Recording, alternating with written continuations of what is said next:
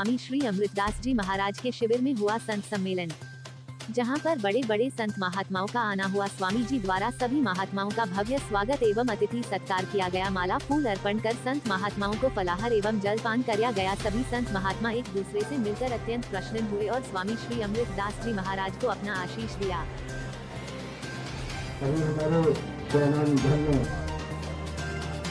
भक्त भगवान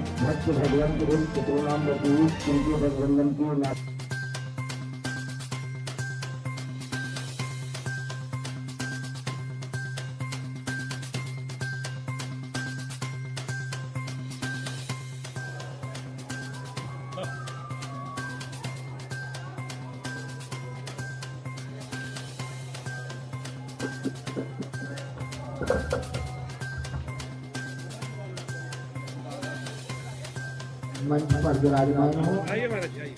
आज बड़ाई श्री महंत अमृतदास जी के यहाँ खाद्यों को व्यवस्था समिति अन्य सभी संत भगवान पधार रहे हैं। श्री अमृतदास जी की कथा श्रीमद् भागवत महापुराण की चल रही है। आज मालाओं से सुशोभित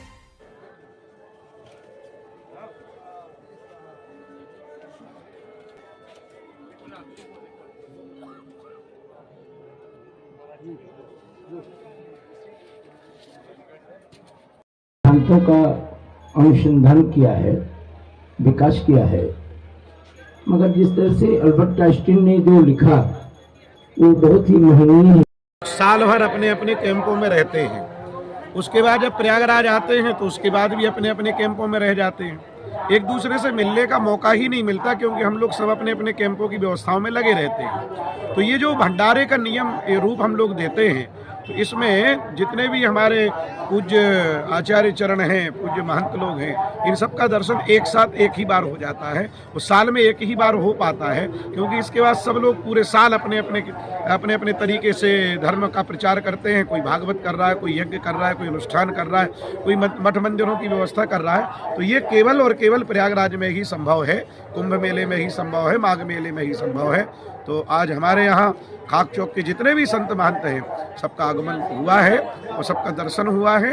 दर्श स्पर्श मुखमज्जन पाना, रामचरितमानस में चौपाई है कि पहले दर्श, फिर स्पर्श, फिर कुछ भोजन करने से प्रेम बढ़ता है, आपस में सौहार्द बढ़ता है। तो हम लोग आपस में एक दूसरे से मिलें जुलें, तभी धर्म का प्रचार होगा, आनंद आएगा। तो ये इसकी एक रूपरेखा है और इससे ज़्यादा कुछ नहीं। मिलन समारोह ही है ये जी, संत मिलन समारोह ही है। अच्छा गुरुजी, आपके यहाँ प्रतिदिन भंडारा 30 दिन कल्पवास का अंतराल होता चला आ रहा है। आज के भंडारे में कुछ हमें अलग देखने को मिला। काफ़ी मतलब आम जनता अलग थी, संत के ही संत यहाँ पर थे, तो सिर्फ संतों के लिए था? नहीं, हमारे यहाँ 2 भंडारे होते हैं।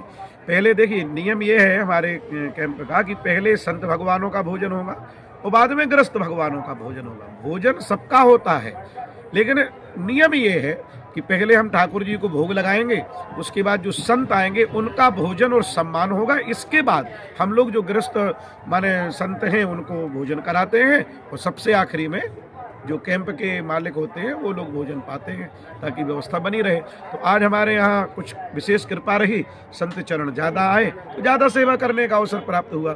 मैं तो बार बार कहता हूँ, कोतवालों से भी कहता हूँ कि जितने अधिक से अधिक संत आ सके उतना हम लोगों को आशीर्वाद प्राप्त हो। आखिर माघ मेला में हम करने क्या आए हैं? स्नान और भोजन।